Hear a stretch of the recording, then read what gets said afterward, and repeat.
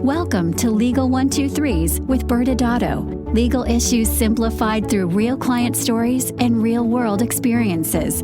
Creating simplicity in 3, 2, 1. Welcome back to the Legal 123s with ByrdAdatto. I'm your host, ByrdAdatto, with my co-host, Michael Byrd.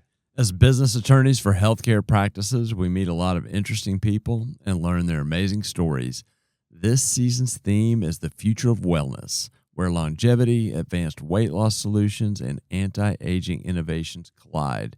Get ready for insights from the people driving the evolution of the medical industry. Well, Michael, I'm really excited for our audience because we're going to bring on someone who just brings a lot of energy to this topic of where the intersection of weight loss and other wellness services. I'm excited too. We have a longtime friend and client joining us today, but I do have something to talk about, Brad. Uh-oh. The stock market's been a little crazy this year, right? Yeah. Up and down. Yeah.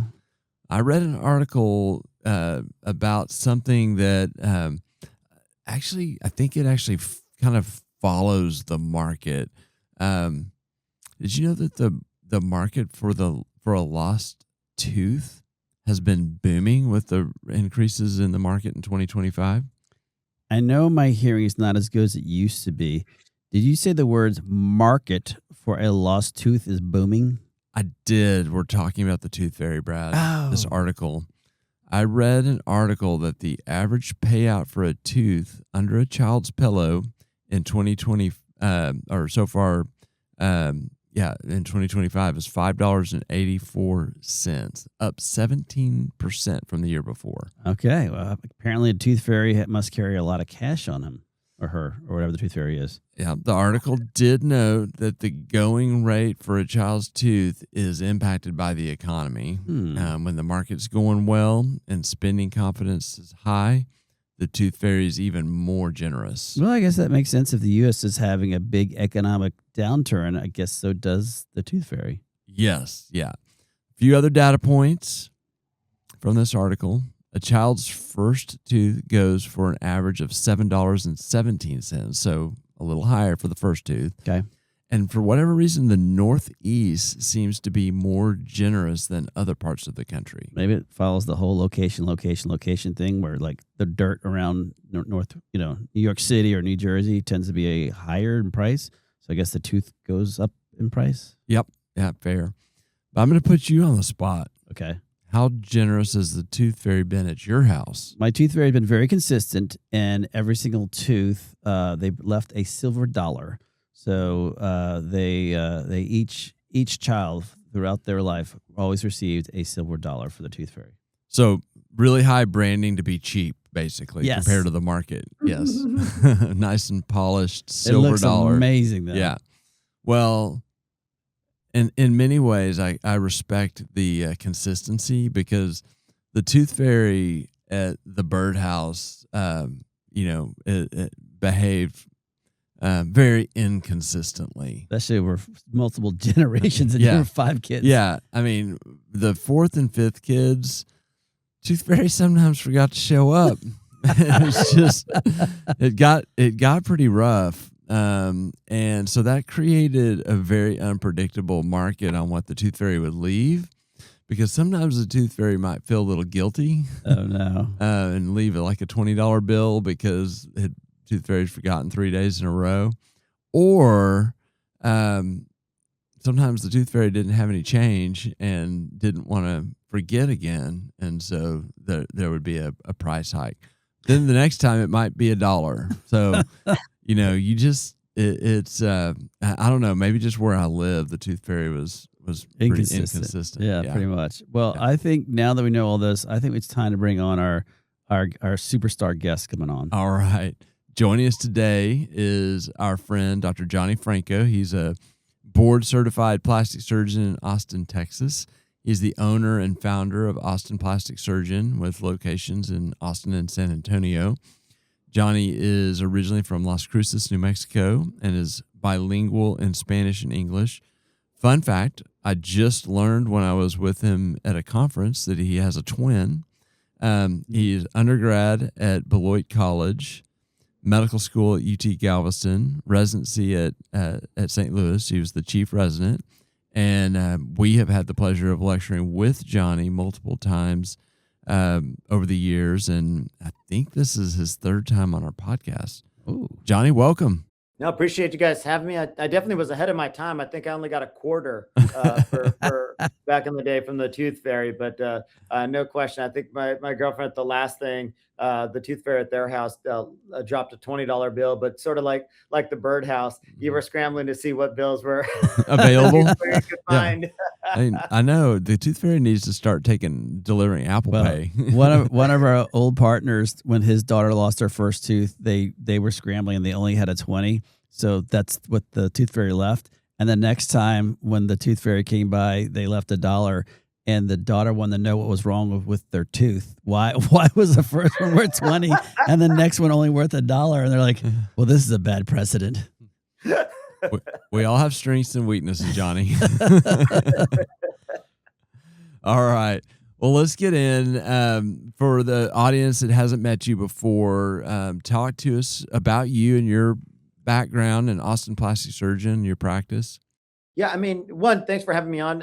Two, this whole wellness wave that you guys are covering this season, I think the timing couldn't be any better. Lots of really cool stuff going on. And for anyone that doesn't know, this is a passion project of mine. I started on the wellness wave or weight loss revolution, whatever you want to call it, I guess, depending on what time point. About 3 years ago, I lost about 90 pounds on the GLP medications. That's what got me interested in this, and it's really expanded into our practice over that time. And I love the wellness wave because I think it's really evolved so much more than just the weight loss medications. And so I think that was the kind of a real tipping point, but has definitely expanded. The interest has grown. One of the things that we were talking about a couple weekends ago was, it used to be that we looked at this as plastic surgery, med spa, kind of wellness or longevity as separate pillars.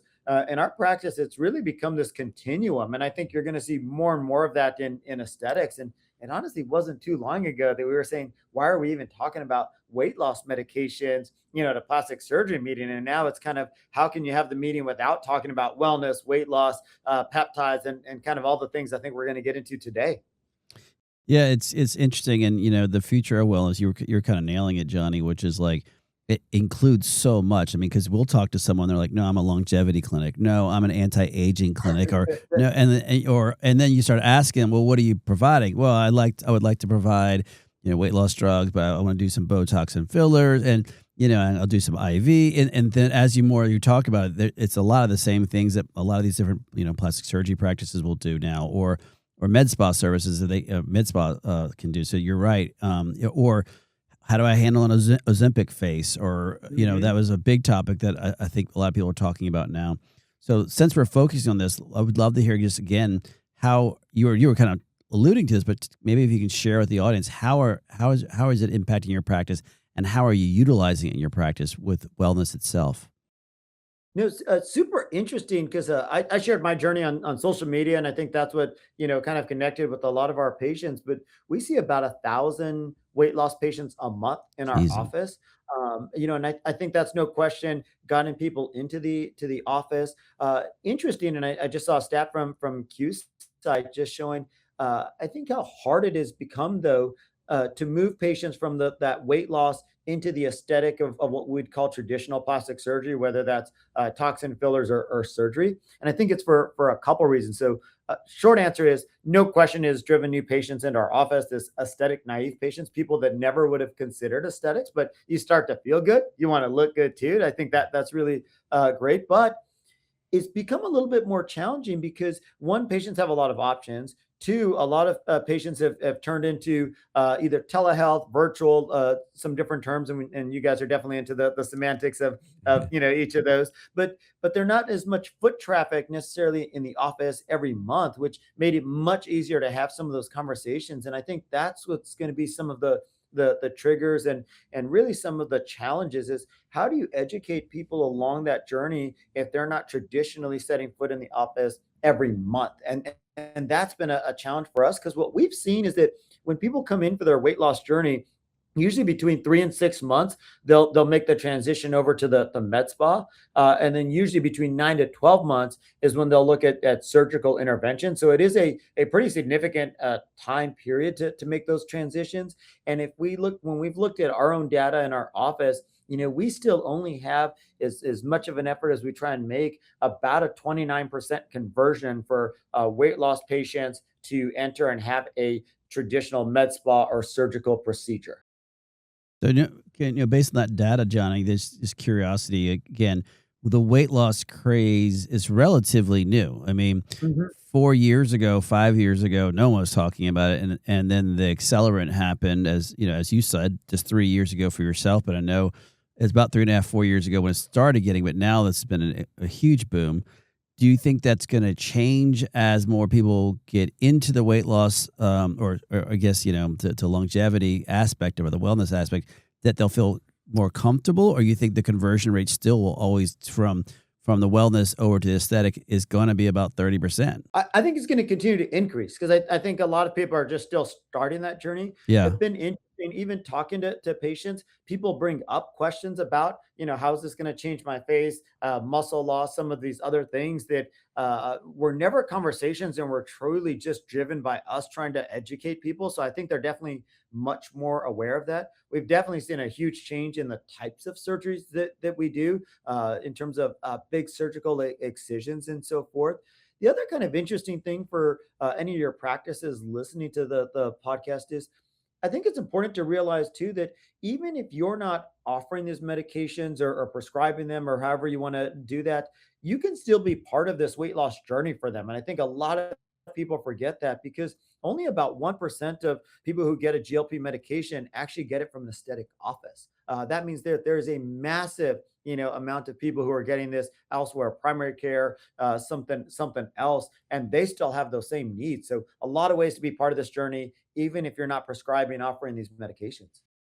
I want to, I guess the elephant in the room, so to speak, when we talk about weight loss has been all the regulatory chaos, which you've been on a couple times to talk about, and we've talked about from kind of the legal on the shortage list and this and that. But I'd love to hear kind of from your perspective as someone who's has had weight loss as an offering throughout all of this, how you're navigating it, how you're currently thinking about and offering weight loss, kind of in light of, the evolution of, the regulatory climate from the FDA and all of that.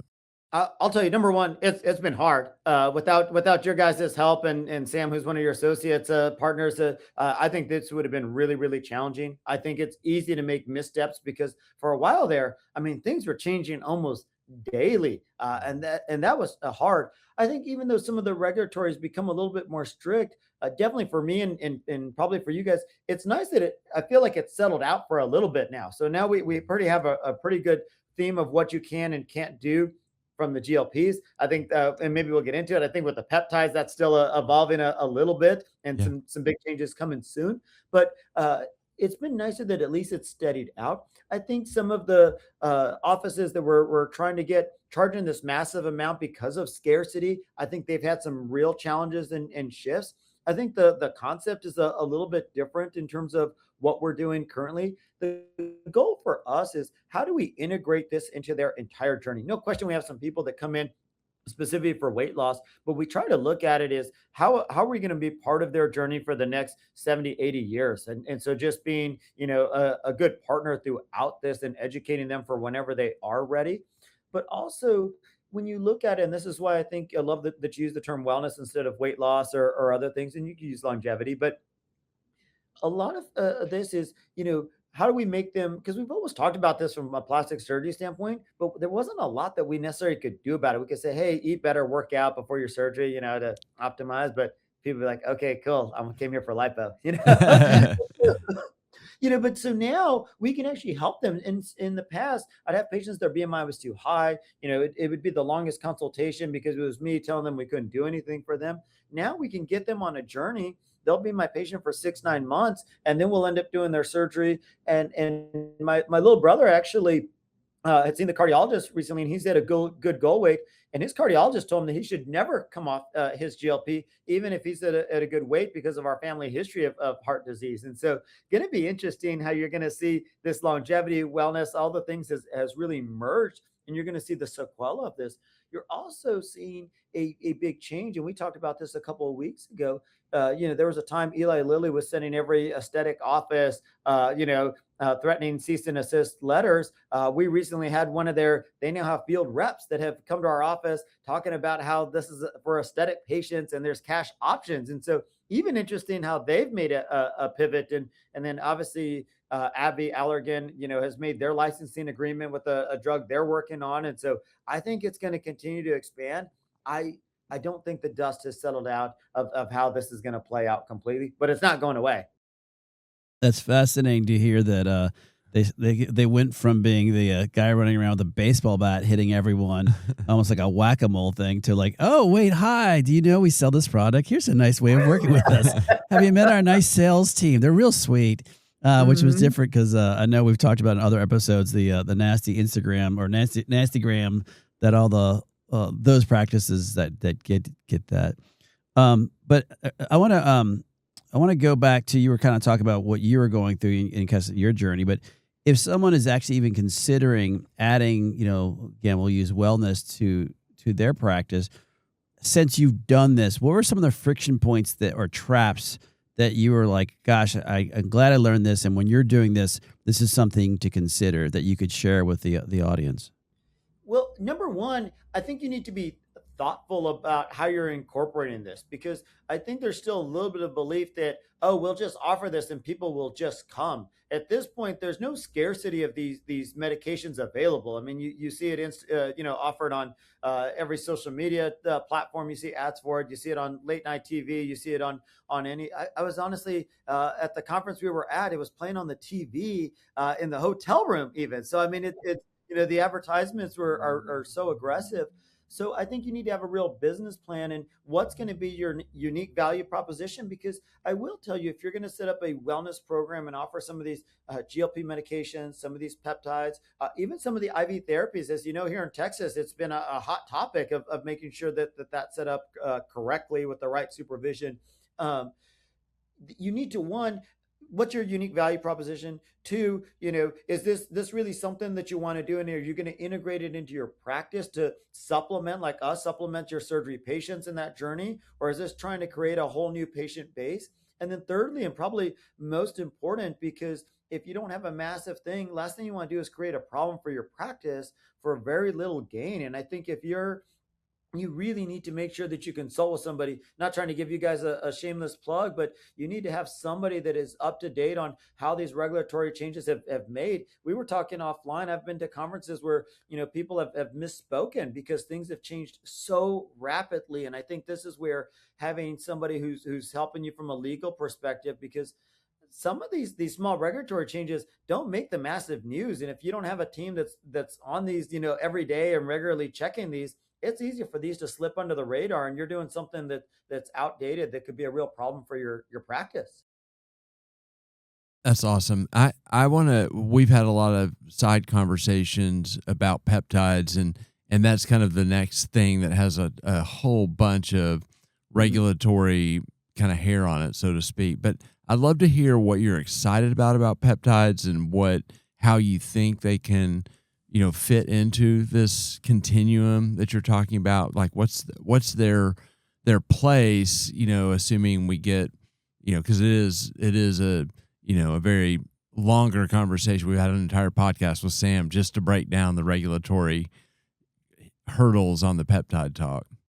The peptides are interesting because since the GLPs kind of got that peptide into a conversation, we have patients coming in on peptides now. As you know, many of the peptides are not necessarily readily available from the regulatory standpoint currently, which makes it challenging when patients come in on these. I think a lot of times they don't even realize that the vials or bottles that they're showing us say research only or veterinary use. And so I think which makes it from, if you're providing surgeries for these patients, what are they actually getting or taking? Some of these may be fine. Some of them may not. And the challenge is you don't know.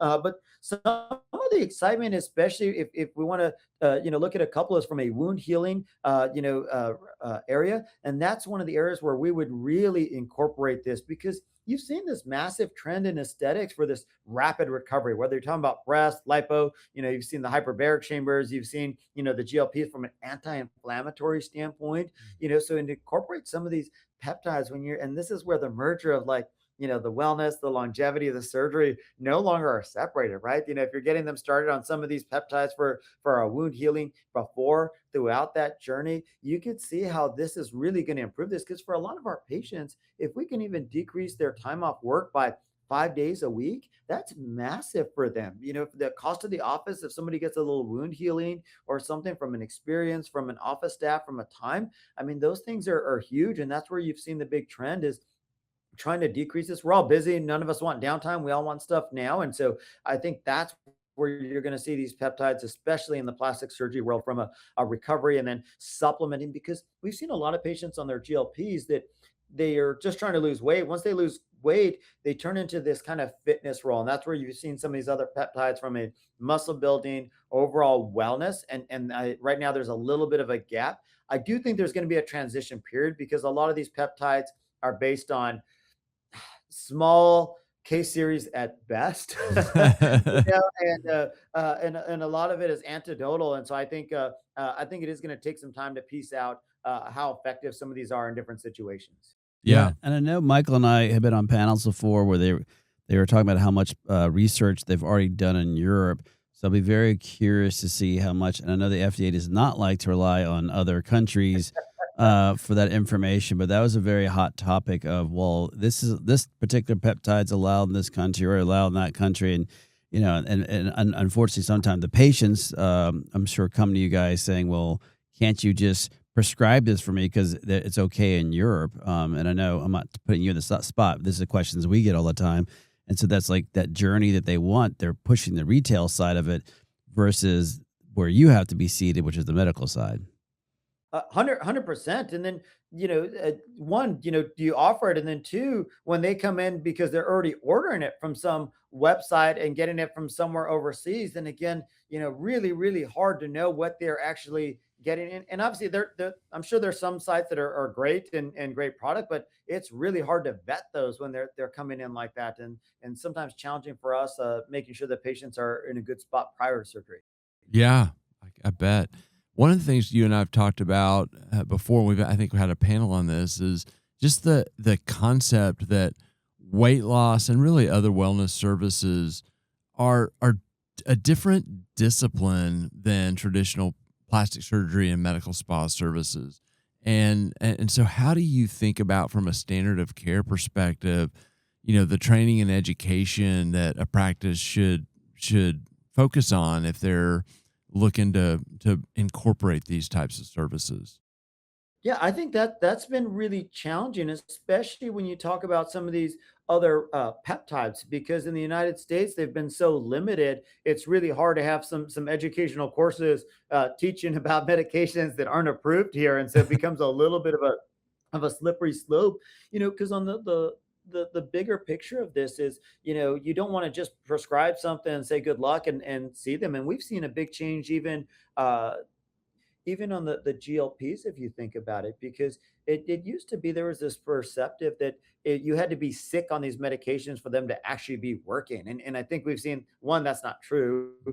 Two, we've seen that from an appearance, from a skin health and so forth, if we can lose that weight a little bit slower, we don't get some of the muscle wasting, we don't get some of the skin changes, which kind of makes sense. You can only lose weight so fast before your body just takes an overall toll. But in the United States, we want stuff done as fast as possible. I do think really setting up a good protocol system where you've trained somebody, you have good office staffing in terms of this. But this goes back to the first step. If you're actually going to bring this on, creating a true business plan, because there are a lot of obstacles. I think there's a lot of challenges. Even with the peptides, I think we're going to have a little bit of what happened with the GLPs initially. I think it's going to be a little bit of a roller coaster. They're not all being rolled out at one point. That's something I see on social media, that all these things are going to be available, come in 2 months. And I don't think that that's going to be true. The FDA has said that's not going to be true. Mm-hmm. And so it's going to be a longer process than I think some people realize. Completely agree. Well, I know we're almost out of time, but I want to get out your crystal ball here, Johnny, and look into the future and just tell us where you think the industry is going to look like 5 years from now when it comes to, well, just let's call it wellness. Yeah, I think that's going to be a major portion of the aesthetic industry. You're going to see, because with the wellness, you're also going to see this regenerative revolution. So you're going to see so much of this intertwined because it's going to be a skin health. Wellness is no longer just going to be, weight loss. It's going to be, how can we, keep ourselves from aging? How can we use biologics? So, you've already seen some of these fat products, some of these natural products. So you're going to see less of the synthetics. You're going to see I think you're even going to see a huge change in implants. If you look at 5 years from now, I wouldn't be surprised if traditional silicone implants only make up 10 or 15% of the market, in 5 years. Wow. There's a few things in FDA conversations now that would make a big change if they get approved. Depends whether they can fall in that 361 or not. So I think that'll be huge. And from an overall longevity, I think you're able to with the AI stuff, I think we're going to be able to map who does better with some of these medications. I think the amount of things coming in. So as a plastic surgeon, I think if you're not at least starting to educate yourself, even if you're not ready to jump in, I think if you don't become part of this conversation, you're going to get left behind. There's still a huge opportunity right now, though. Amazing. It's so fascinating as always. Sadly, we're out of time. I'm about to say, can we just go another hour? I know. Appreciate you joining us on the Legal 1-2-3s with ByrdAdatto. We're, as always, grateful for you. We'll go to break and come back with a quick wrap up. Thank you. Thanks, guys. Appreciate you having me. That was awesome. Many business owners use legal counsel as a last resort rather than as a proactive tool that can further their success. Why? For most, it's the fear of unknown legal costs. ByrdAdatto's Access Plus program makes it possible for you to get the ongoing legal assistance you need for one predictable monthly fee. That gives you unlimited phone and email access to the legal team, so you can receive feedback on legal concerns as they arise. Access Plus, a smarter, simpler way to access legal services. Find out more. Visit ByrdAdatto.com today. Well, welcome back to the Legal 1-2-3s with ByrdAdatto. I'm your host, ByrdAdatto, with my co-host, Michael Byrd. Now, Michael, for those who don't remember, this season our theme is the future of wellness. And man, did we have a great conversation with Dr. Johnny Franco. I mean, his passion for wellness, for weight loss, it just oozes through him, and always enjoy listening to him, and I always learn something. But I thought Johnny had a really good takeaway that the audience member hopefully caught on to, was about asking the questions as to if they are on a peptides, what types they are. But I think we should expound why that's important. Yeah, I mean, he talked about the sources, and Brad, when he said that, if it's for veterinary use only, that's for animals. Oh, okay. I don't know if you knew that. No, I didn't. Thanks for letting me know. And so, but what's interesting is that if you don't know as a doctor what the patient is on, like what's in their system and the source of it, how does that create risk for the actual surgery that you're about to conduct? And it makes that whole process of the patient consult, the informed consent, and the documentation that much more important, so that you as a physician are ultimately, of course, protecting the patient, but also protecting yourself through following these processes. Absolutely. Well, it's good to know that you should not take the same medications that you give to your dogs. Thank you for letting me know that, Michael. I was kind of confused in that one. Okay, good. Well, audience members, that's all the time we have today. But next Wednesday, we'll be back as we continue to explore the future of wellness when we bring on Dr. Matai Palo, who will be joining us and talking about his experience of entering the wellness space, coming from an orthopedic surgeon's perspective. Thanks again for joining us today. And remember, if you like this episode, please subscribe, make sure to give us a 5-star rating, and share with your friends. You can also sign up for the ByrdAdatto newsletter by going to our website at ByrdAdatto.com. ByrdAdatto is providing this podcast as a public service. This podcast is for educational purposes only. This podcast does not constitute legal advice, nor does it establish an attorney-client relationship. Reference to any specific product or entity does not constitute an endorsement or recommendation by ByrdAdatto. The views expressed by guests are their own, and their appearance on the program does not imply an endorsement of them or any entity they represent. Please consult with an attorney on your legal issues.